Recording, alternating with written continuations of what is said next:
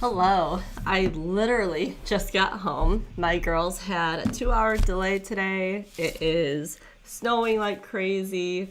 The weather people are saying we have potential to get 2 feet of snow from yesterday to Sunday. So it's going to be interesting. I didn't have any time to get ready. I saw that Megan Boswell's trial came back and they have the verdict. And I was like, we have to get on.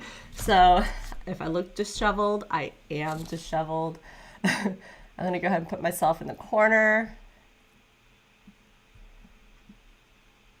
I'll open my chats up too for you guys. Okay. All right, I stopped where I saw people were in the courtroom, but it looks like they sit there for a very long time waiting on the jury. So I will move it ahead if that's what's happening.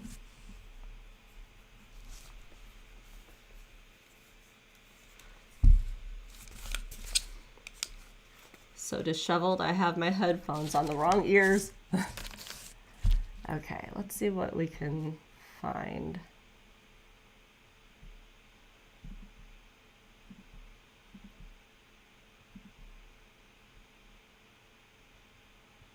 I thought this was interesting that this is the nicest Megan has looked for this entire trial.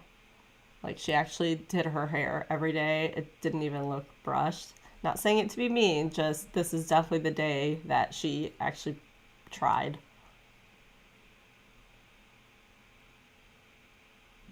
Judgment of the court, you are guilty. Okay, I found it. Let me know if you need the volume up at any point. Yesterday it was good and then bad at times.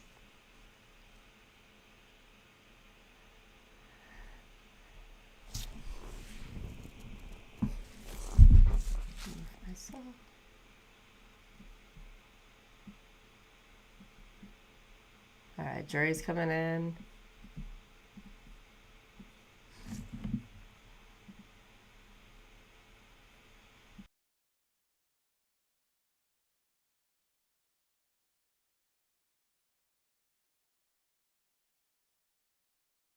Degree murder. To judgment of this court, you are guilty. In count 2, a jury of your peers having found you guilty of first-degree murder and the perpetration of a felony, it's a judgment of this court, you are guilty. In count 3, a jury of your peers having found you guilty of first-degree murder and the perpetration of a felony, it's a judgment of this court, you are guilty. In count 4, a judgment of your peers having found you guilty of aggravated child abuse, it's a judgment of the court, you are guilty. In count 5, a jury of your peers having found you guilty of aggravated child neglect, it's a judgment of the court, you are guilty. In count 6, a jury of your peers having found you guilty of tampering with evidence, it's a judgment of the court, you are guilty. In count 7, a jury of your peers having found you guilty of false report, it's a judgment of the court, you are guilty. In count 8, a jury of your peers having found you guilty of false report, it's a judgment of the court, you are guilty. In count 9, a jury of your peers having found you guilty of false report, it's a judgment of the court, you are guilty. In count 10, a jury of your peers having found you guilty of false report, it's a judgment of the court, you are guilty. In count 11, a jury of your peers having found you guilty of false report, it's a judgment of the court, you are guilty. In count 12, a jury of your peers having found you guilty of false report, it's a judgment of the court, you are guilty. Count 13, a jury of your peers having found you guilty of false report, it's a judgment of the court, you are guilty. Count 14, a jury of your peers having found you guilty of false report, it's a judgment of the court, you are guilty. In count 15, a jury of your peers having found you guilty of false report, it's a judgment of the court, you are guilty. In count 16, a jury of your peers having found you guilty of false report, it's a judgment of the court, you are guilty. In count 17, a jury of your peers having found you guilty of false report, it's a judgment of the court, you are guilty. In count 19, a jury of your peers having found you guilty of abuse of a corpse, it's a judgment of the court, you are guilty. And in count 20, a jury of your peers having found you guilty of failure to report a death under suspicious, unusual, or unnatural circumstances, it's a judgment of the court, you are guilty. In counts 4 through 20, the jury did not assess a fine, so there'll be no fine assessed in those counts. Now we'll be in recess about 15 minutes. Thank you. Court stands in recess. All right. I'm not surprised at all. So what was that? 17 counts and found guilty on all of them. Not a surprise. I couldn't see how she would be not guilty in any of the things. Well, and especially if she was found guilty of first-degree murder, all the other charges were going to have to follow suit with that one. But yeah, this is not a surprise to me. And I had brought up during this trial, but I'm just going to say again, you know, we have the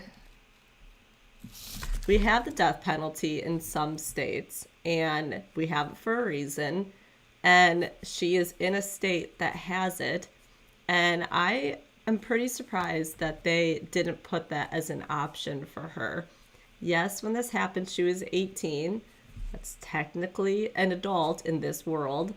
And she's 23, turning 24 in March. And I was just really surprised that they didn't even try to pursue that. The state didn't. I think they should have. I think it warranted that at least could have been an option, and the jury could have deliberated about that and what they felt. So, I mean, they didn't. I still think they probably should have. Hi, Kathy. You're on this one. You haven't been on this one. It's over. It's finally over. And yeah, so she will be in prison for life. And I'm going to end up getting on some other websites where there's chats going on about this, because I wonder how many other people feel like I do, and that the death penalty should have been on the table. We'll find out. I believe they said they were taking a 15-minute break. I'll go ahead and look really quickly if there's anything that we need or want to see.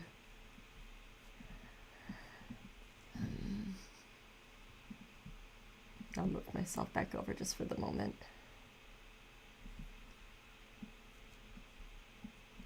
I think it's just going over the paperwork of it all. Yeah, they're doing a sidebar. Statutory aggravating factors and mitigating factors. In this case, the state will submit the age of the child as the aggravating factor.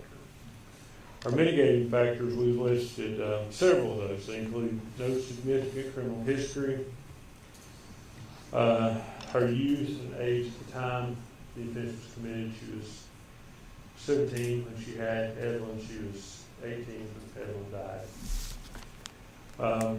You'll hear more about her unstable and chaotic home life. You'll hear from her mother, Angela Boswell. She's here today. You'll hear from Angela about domestic violence that Megan witnessed between her parents. You'll hear from Angela about drug use that Megan witnessed her parents engage in. You also hear about her schooling. It wasn't seamless, and how one of her primary role models was her grandfather, Tommy Boswell's father. He died when I think she was 11 or 12 years old. You'll hear that. And then finally, you'll hear a little bit about her younger siblings, Elijah and Charlotte. Elijah has a disability that Megan has looked after him and tried to help take care of him. And then you're also feel free to look at any other thing you've heard in the proof and making that decision as far as a mitigating factor. Anything else you've heard in all the proof from any of the witnesses.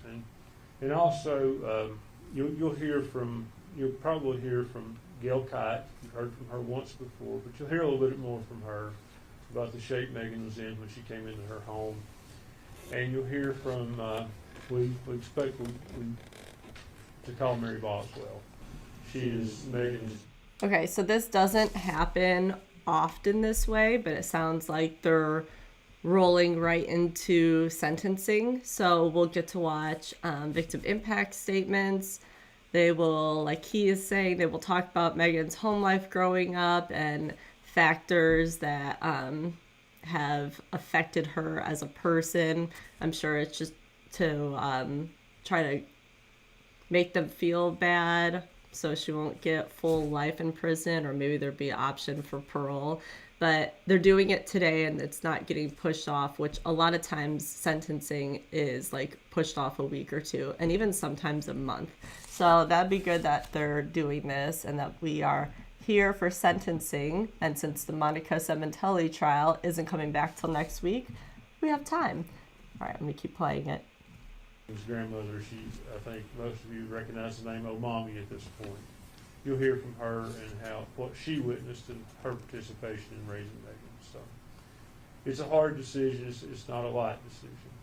You've made a hard decision already, and it's my hope that after you see this, you will come to the conclusion that maybe at 69 years old, it would be fair for her to be released from prison.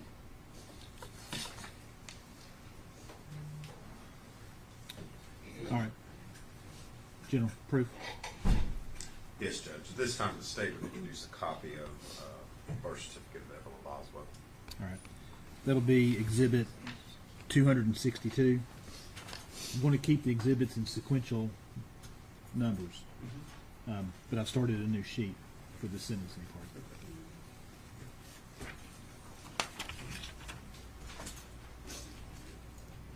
Considering she was found guilty on every single charge, all 17, I would assume that she is not getting parole Be and that Exhibit she'll be in there 262. for life.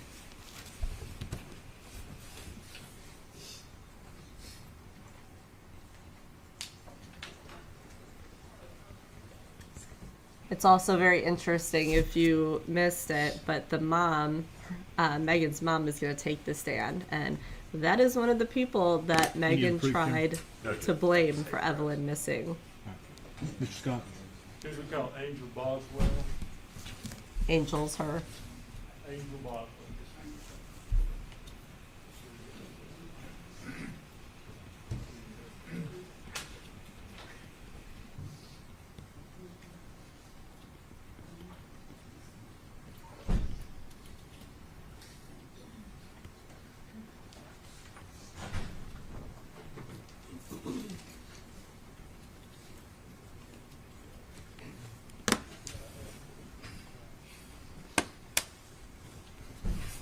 So I've been looking to see why this trial took so long. I couldn't find information. And I'm also looking for concrete Raise your right proof hand, ma'am. that she was pregnant when State she your was name. arrested. You solemnly swear or affirm testimony you're about to give be the truth, the whole truth, and but the truth, ma'am. Have a seat. If you'll pull the microphone down and talk straight into that microphone. Actually, you know what? I need to switch these.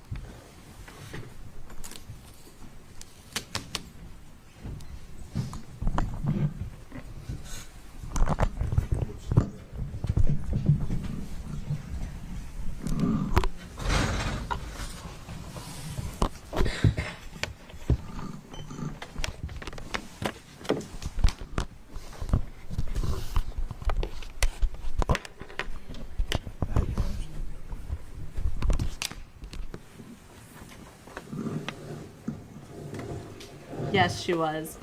And it has now come out, even before the trial, but during the trial, that the jail had listed that she was pregnant at the time. We haven't heard anything about it. We don't know if she lost the baby, if she had the baby. We know nothing. But hearing Angel's testimony is going to be interesting because Megan definitely used the fact that her mom is a drug addict against her, and she had done nothing but just try to help the officers find her grandbaby.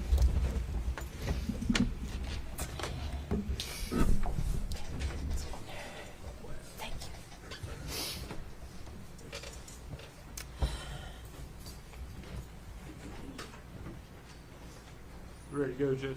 Ready. Ma'am, state your name for the record. Angela Boswell. You are Megan Boswell's mother. I am. Ms. Boswell, you know the purpose of being here today. I do.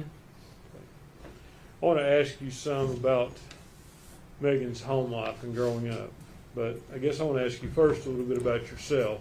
Okay.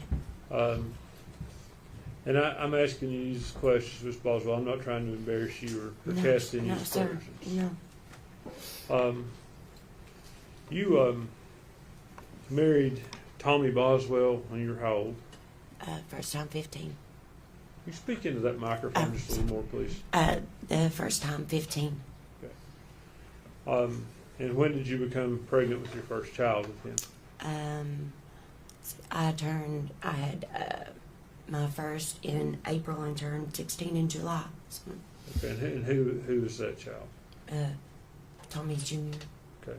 And then you had Megan at some point. How old were you when you had Megan? There's 8 years difference. I was almost 24. It's okay.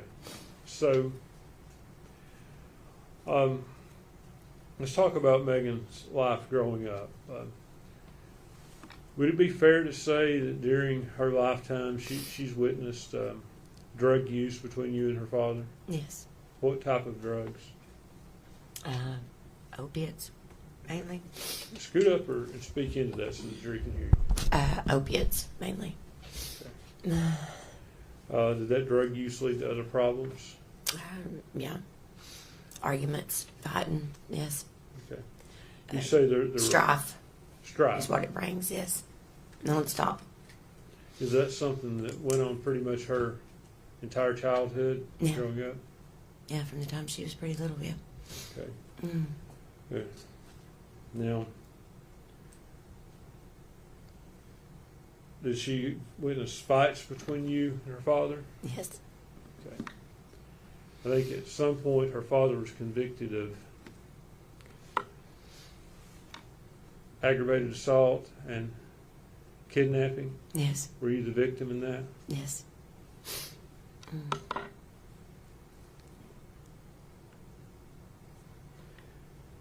Do you remember ever taking Megan to any NA, AA meetings with you? Yes, I did. How old was she when you did that? She was probably about 7 or 8. First ones I started taking her to. 7 or 8, 8 or 9, somewhere around in there. Yeah. Now due to the strife in your home, was she raised by her grandparents to some degree? Yes. Okay. And what were their names? Mary and Danny Boswell. Okay. Mary Boswell, would that be who's known as a mommy? Yes. Mm.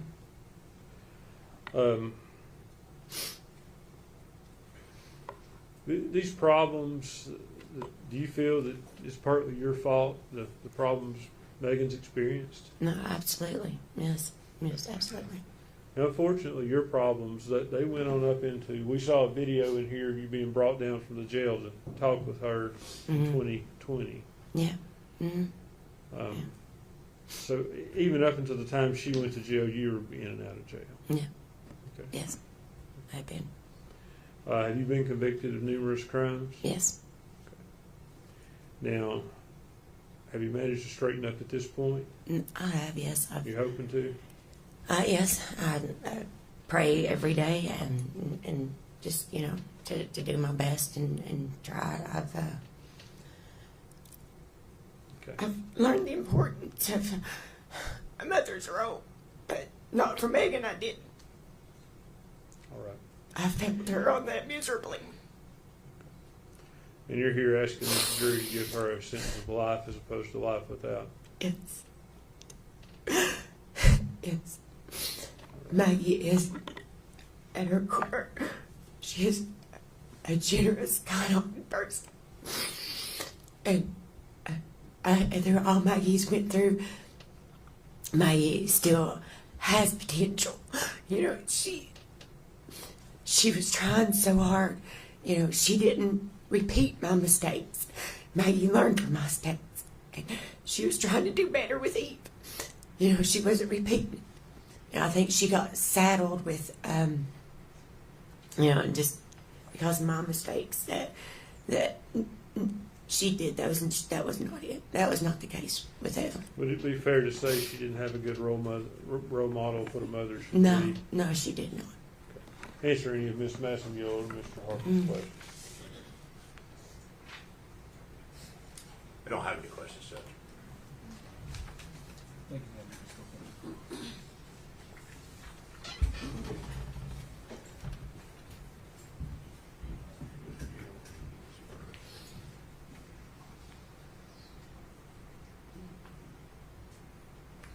Judge, at this time, I have some judgments of conviction on Tommy Boswell. I'd like to put in by agreement with Mr. Harper. No objection, Judge. I'd ask these to be made the next 4 exhibits.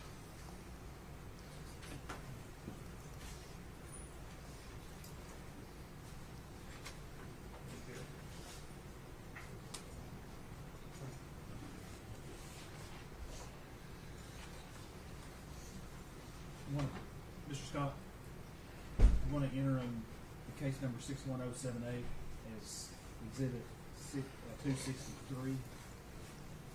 And the other 3 pages are 3 counts of the same case. So I'll make that a collective 263. What is that case number, Your Honor? 62497. Thank you.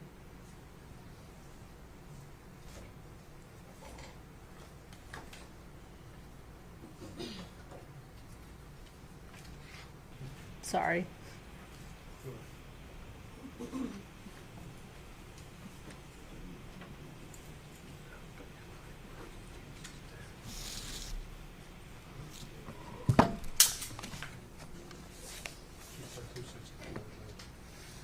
Yeah, the first case is 263, case 61078, and case 62497. Those 3 pages are 264.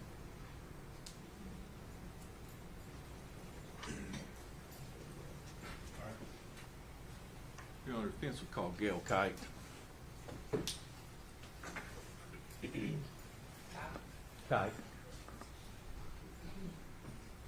was KYTE, right? I believe so, Your Honor. I'll have her spell it. I think she was a witness in the trial, but I'll go back to that.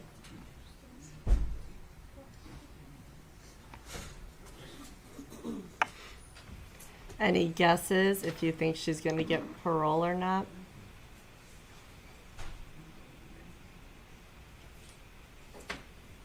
I'm going to say no.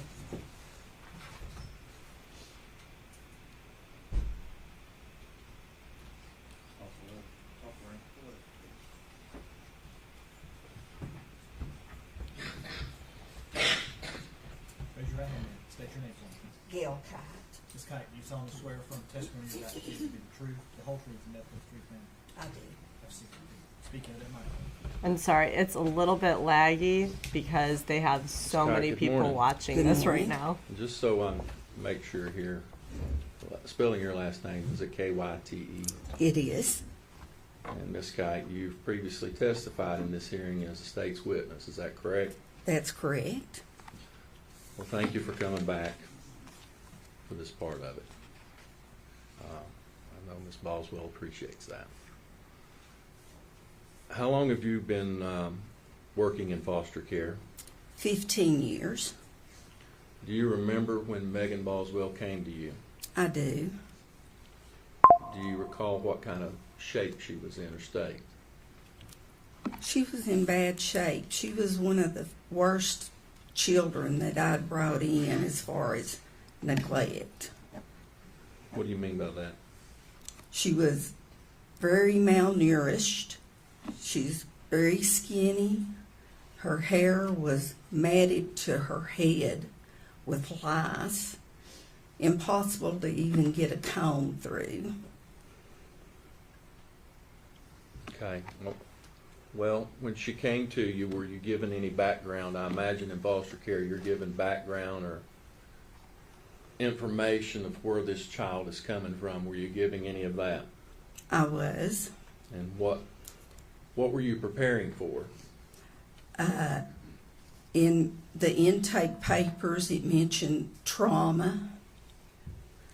It mentioned rape. Did it give you any background or any information about her family background or makeup? Not really. So just to tell you, since both of you haven't seen the trial, so this is her foster mom. Megan actually went into foster care when she was 17. She was pregnant with Evelyn when she moved in with this lady. Now, you said she came to you with lice. What did you do to try to help Megan? Well, I took her to a beauty shop because there was no way to even begin to get a comb through. It was horrible. The beauty shop wouldn't touch it. They told me I offered to pay him $100 to go out back to cut her hair. And they said that they couldn't do it. Finally, the agency that we were with found a beautician that met me at a church that was willing to come in and give Megan a haircut. They gave her a bob, which looked really cute on her. But even after that we could get a comb through, it took close to 3 weeks, maybe a month, to get rid of the lice. Were just so bad. I had to get prescription medicine from the doctor. We got 2 bottles of that. I bought the comb that you run through that's supposed to kill the lice. And I know I practically traumatized the poor child because we'd go out on the porch and I'd run that comb through trying to make sure we got all the lice, and she'd sit there and tears would run down her hair. She got tired of me. It wasn't a pleasant situation. And then even when you do that, you still got to go through, you've got to thoroughly clean the bedding. Everything in the room has to be taken down, washed in hot water. But it was a rough time for her, very rough. And you may have said, but she came to you how old? She was 17 years old. She was pregnant. 17, pregnant, scared, didn't have a place to go. And you believe that she had been raped or violently sexually assaulted. Were you given any background or information about her family, her mom and her dad? I knew Mom was in and out of jail, and I knew her daddy owned a business. Okay. Were you able to come to the opinion that she essentially came from a dysfunctional family? I did. Okay. And how long did she stay with you? She stayed 4 months. When she came in, we got to work, got rid of the lice, got her registered for school. Where she was pregnant, she chose to do online schooling. She worked really hard getting her diploma.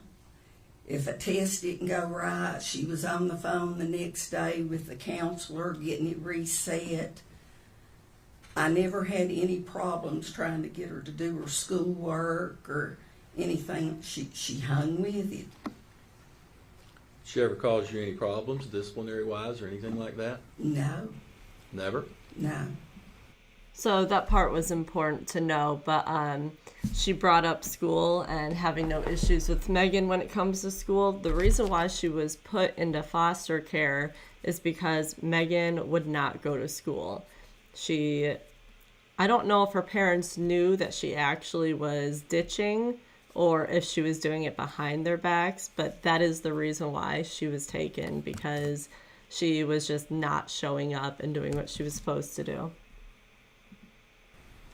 And did she seem to be thriving in a structured environment?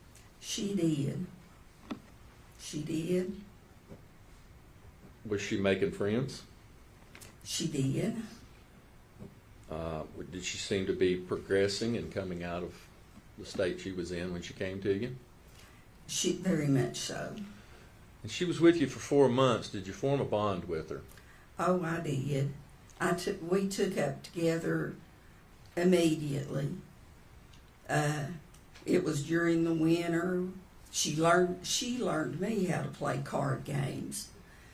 Winter days, we'd sit there and we'd play. Baby'd sleep. We'd play cards. But we formed a bond. Did you take her to doctor's appointments? I did. How did she seem to feel about becoming a mother? She was very excited. Did you have conversations with her about that? I did. Did she seem to fully understand her roles and responsibilities of what was going to be required of her? She did. Megan practically raised her younger sister Charlotte and her brother Elijah. She had plenty of experience with younger children. How did you know that? Well, mostly from conversations with Megan, and just I could tell by the way she took care of Evelyn at the house. You know, she knew how to heat a bottle. She knew how to change the diapers. She got up when the baby cried. Did you ever have to tell her to do those things? No. Me and my husband never once woke up those 4 months when Evelyn woke up in the middle of the night. Megan would take care of her very well.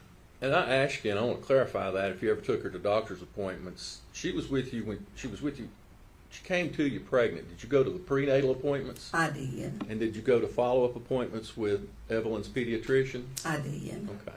So you were involved through the whole process, really? Those 4 months, yes. Okay. At some point in time, was Megan taken from your home and placed back somewhere else? She done trial visits to go back to Tommy's. Okay. There's a process in the foster care system. I understand. She done weekend visits, or at first it was just visits, and then it led to weekend visits. How did she feel about that? She seemed okay with it. Eventually, was Megan placed back in the custody and care of her family? She was. She went back to Tommy's house. Tommy, you mean her father? Yes, Okay. And did you maintain contact with her? I did. How often? We texted back and forth over it wasn't a daily time, but I want to say once a month, couple times sometimes couple times a week. It's just according to what was going on and what pictures she had took of Evelyn. When you were talking to her, did you eventually learn that maybe things were kind of getting back off the tracks again? I did. In April, I received a call from her foster care worker saying that Megan had been needed some help, and would, even though she had was out of the foster care system, would I be willing to go and help her out? And I said, no problem. So I called Megan. She told me that her mother had dropped her off at a church. She had drove off and left her and Evelyn there. She had took Evelyn's diaper bag, the baby's supplies. So I told her I'd be right there. I went and picked her up. We went to Walmart, bought baby bottles, formula, diapers, the stuff that a baby would need. Where did you take her? We went back to my home. She spent the night. Her and Evelyn they took showers, a good night's sleep. But then the next morning, she wanted to go back to her mother's family's home. Where's that at? Now, I'm not sure. The place that I took, her grandfather was in the hospital, and she wanted to go there to meet up with her family. So when she left my home, I drove her to the hospital in Kingsport, and she assured me that she would be perfectly fine, and her and Evelyn got out.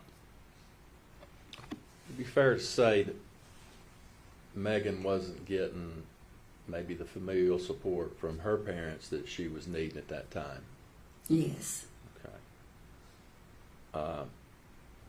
I imagine over this time, Miss Kite, that did you ever meet Tommy Boswell Sr. or her mother, Angela? I had never met Angela, but I'd met Tommy several times. You said you agreed that she probably come from a dysfunctional family. Let me ask you this. She lived with you for 4 months, and you stayed in contact with her after she moved out. It's your opinion, you know her, you talked to her. You think Megan ever knew what a normal family looked like? No. No, Did she crave that? I think so. Was she wanting that for Evelyn? I think so. Well, it's obvious why we're here today. You know why you're testifying. Are you asking this jury to just give her life? I am, with the possibility of parole. This child has been traumatized. She's made bad mistakes that has to be paid for. But I think she deserves a chance to come back out to the real world. I don't think she's irredeemable. I think she can become a functioning citizen. Ms. Scott, I thank you again. If you would answer any questions that the state has for you. Nothing from the state judge.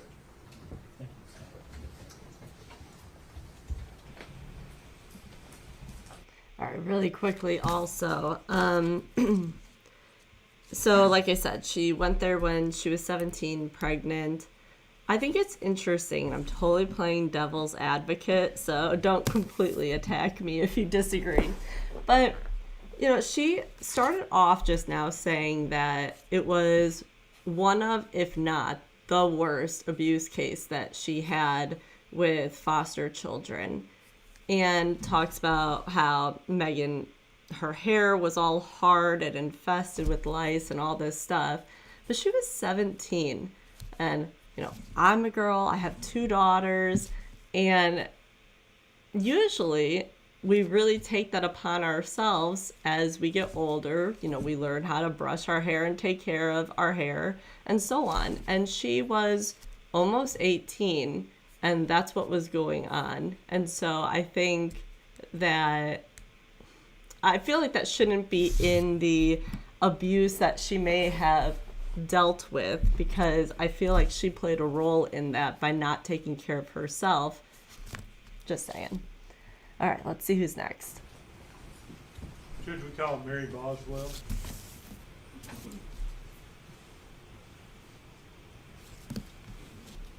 I don't know who this is. I'm going to assume Megan's grandma.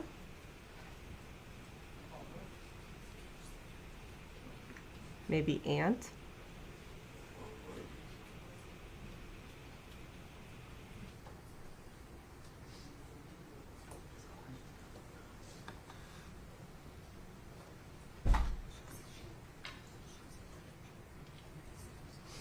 Yeah, and then in the chat, I was asked what state this is in, but I actually was laughing around the time that David made that comment, because I'm like, anybody who didn't know which state can clearly tell which state this is. Very, very interesting Tennessee dialect and also accent.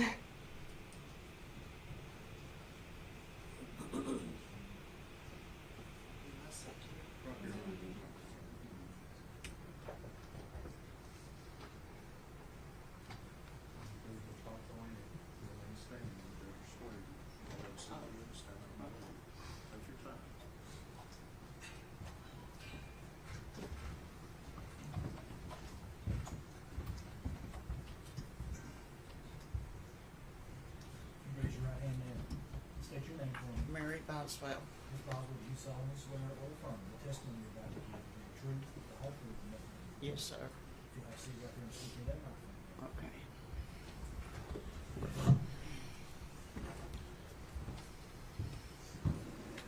Ms. Boswell, I'm Gene Scott. How are you?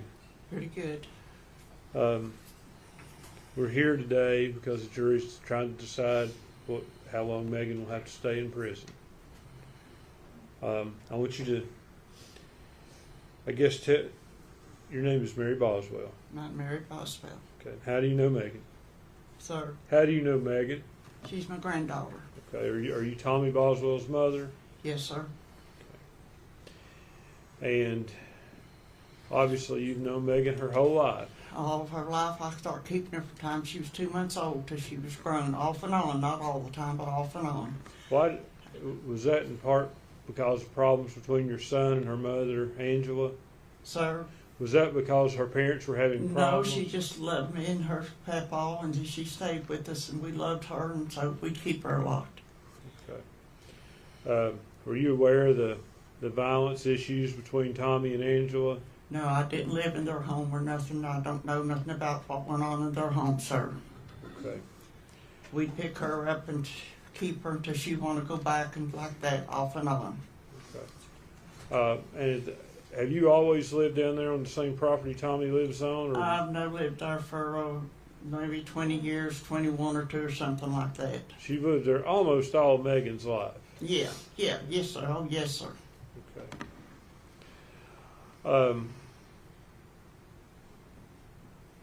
And you're aware, you told me, I think, one of Megan's role models was your husband, your late husband? Sir, Your late husband, he was one of Megan's role models? yes, we loved her like she belonged to us. Okay. And, when did he pass, ma'am? 11 and a half years ago. Soon be 12 this summer. So that would have been when Megan was, I guess, what, Yeah, maybe 12 years old or 12 something. years old? Mm-hmm. Did you see that take an impact on her? Yes, it did.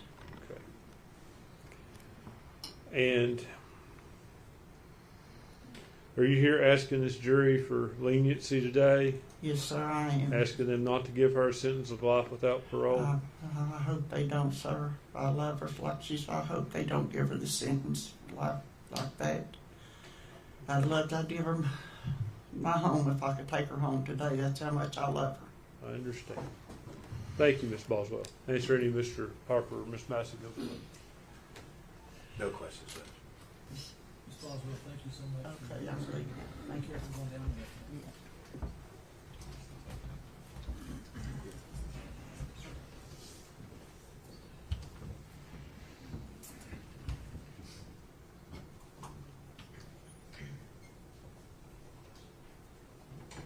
And I said out here that. It's not subject to recall. They're welcome to stay in the courtroom. Okay, thank you. We approach. I wonder if Megan's gonna read something to the court since she didn't testify. That might happen.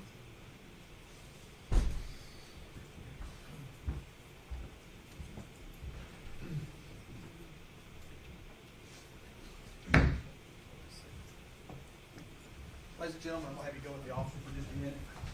It won't take long. Everyone stand, please. All right.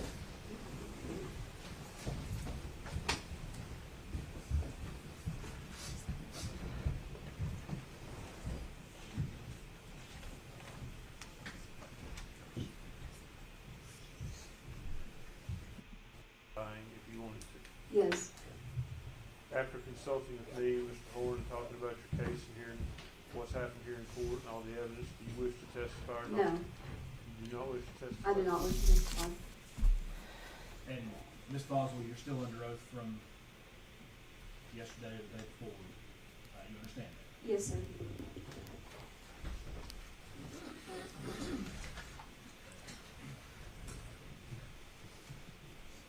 It's odd that they asked her again if she did or did not want to testify. They already asked her yesterday.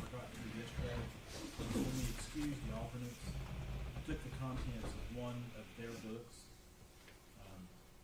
and the cover page, and I gave that to the court reporter, and that would be designated as Exhibit A, the letter A, for identification only, so that it's part of the record as to what those notebooks were that they took back. All right. All right?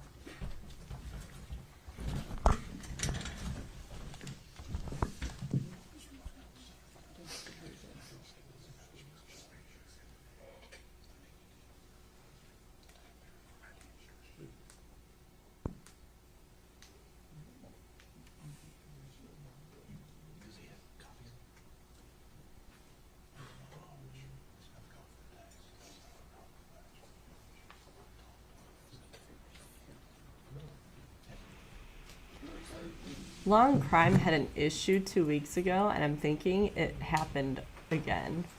Trying to look. Yeah, see, okay. We already saw her.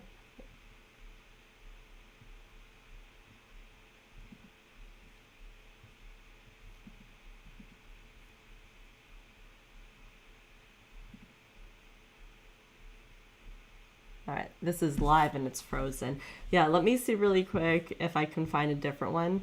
A week and a half-ish ago, Law and Crime was recording live, and the live ended up resetting, and it started all the way back at the beginning of the trial, and it took them like 45 minutes to fix it, and everybody was going crazy. So that might be what's going on again with them. Let me look really quick.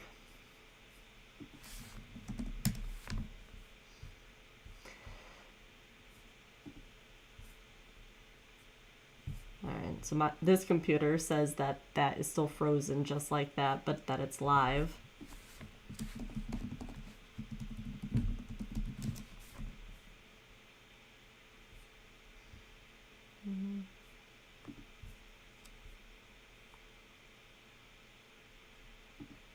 She got it.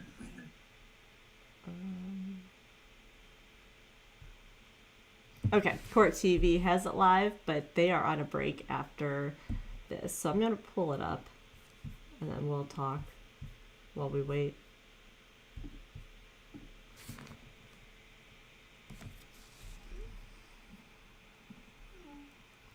So yeah, I think with the verdict being how it is, that she is not going to get parole. I mean, there was just so many charges, and being found guilty on all of them just makes it very unlikely. All right. We'll just stay waiting for them on this since Law and Crime's having issues.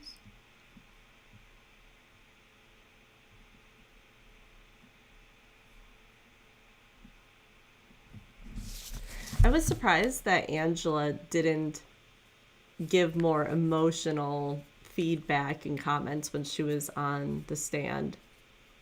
I think that Megan trying to throw her under the bus and say, oh, my mom has a problem with drugs and she was the one who took her.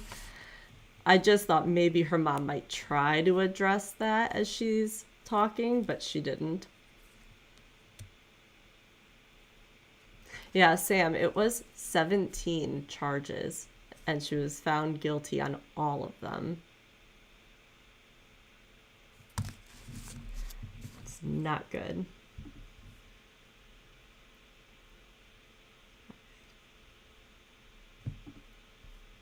I think they said a 15-minute break, so let me see where we're at with this.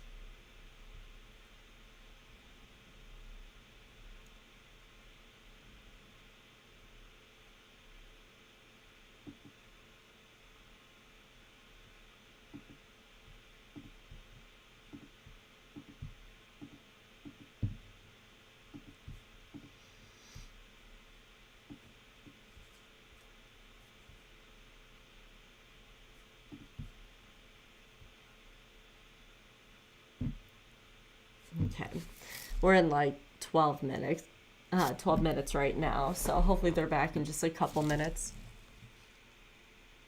It was first-degree murder, and I don't know if you were here in the beginning, David, but I was saying that I'm really surprised that they didn't do the death penalty as an option. Tennessee has it. They could have done it. I don't know why the prosecutors decided not to, but I think it should have been an option.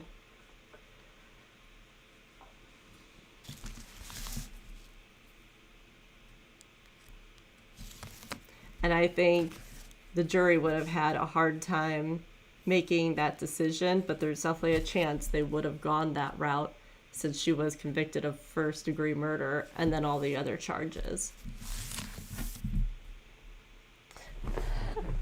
Oh, it's not just Law and Crime. Here, let me move this over for you guys to see. Court TV just put it up that technical difficulties. So they all are currently having feed issues for that courtroom.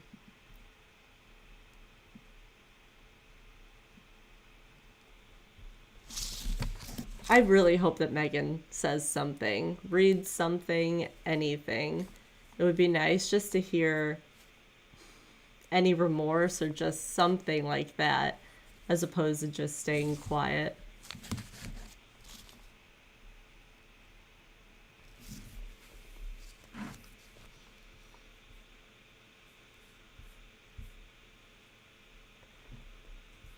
After this is done, I'm gonna actually like go get ready. Like I said in the beginning, I walked in the door.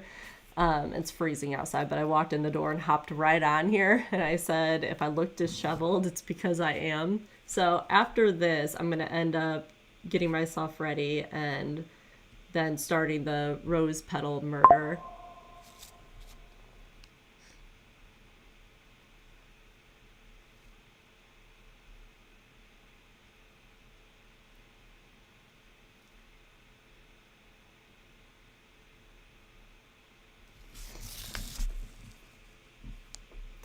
Since some of you haven't seen any of this, there's a lot of testimony about the fact that Megan would say that Evelyn is mean as F.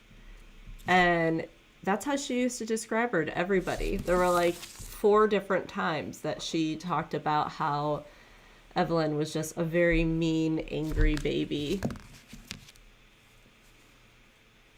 And that obviously rubbed me really the wrong way. She was 15 months old, and that's how you're going to describe her to people.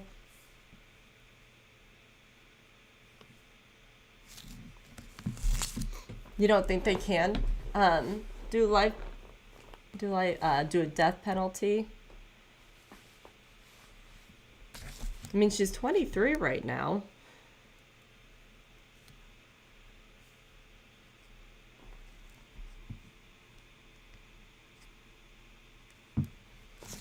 That's interesting. I'm going to Google that and see.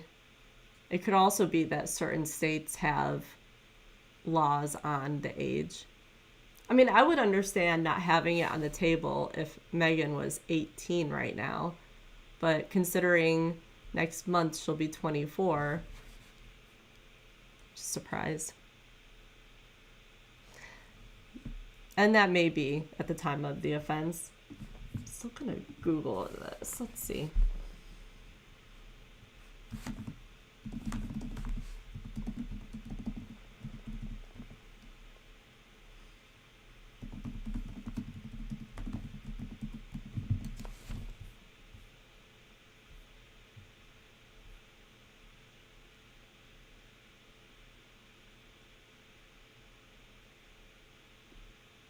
I'm going to read this out loud because this is very interesting.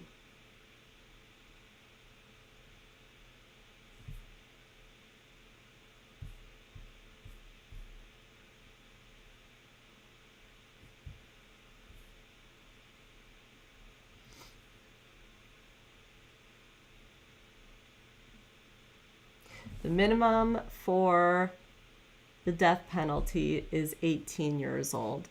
So, and she was 18 when she was arrested. So she fits that.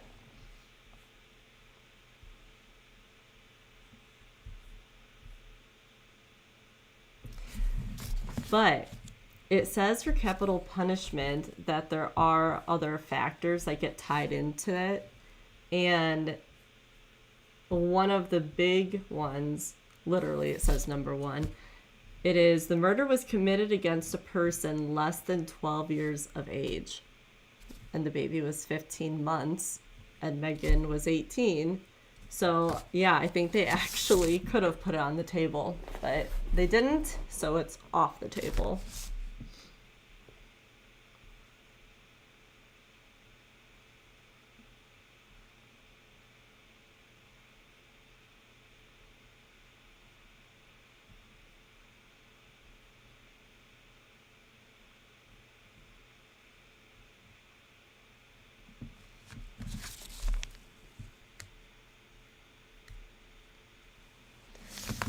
Oh, look at that. Court TV is now struggling too. A childhood friendship that turned into a feud and ended with shots fired. Now, famous rapper and Rihanna. Oh my gosh, that was way too loud. Man, if this is right, they're taking a very long break. It's not a quick break. 53 minutes. Let me confirm. So she would have been 17. They've figured out that Evelyn would have died in December. They ended up finding her the first week of March. So, yeah, Megan would have been 17 when it happened and then was arrested 18.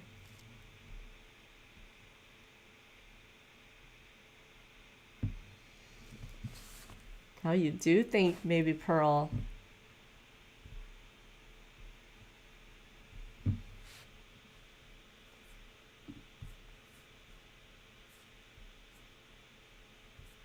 Let's double check. All right. Since they are doing an hour break, I'm going to close out of this one. I'll open a new one that's actually for sentencing so people know it's not just the verdict. And I'll take the time then to get ready and be back on. So I'm going to go ahead and exit out of here, get that one created. And then even if they come back like a little bit early, I'm here. So I'll start it a couple minutes early with them.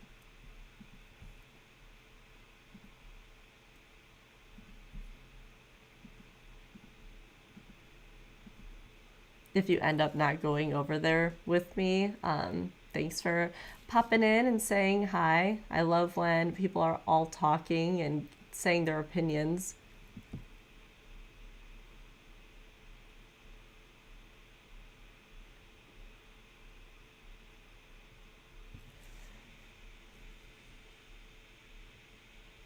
$20 years on each account. Yeah. Yeah, you're right. They could do that. They could, and that's really, I think that's really in the judge's hands about like running the different charges concurrently or not. But I agree, it could always be something like that. All right, exiting out. Thank you for watching, and if I see you over on the new live, I will talk with you there.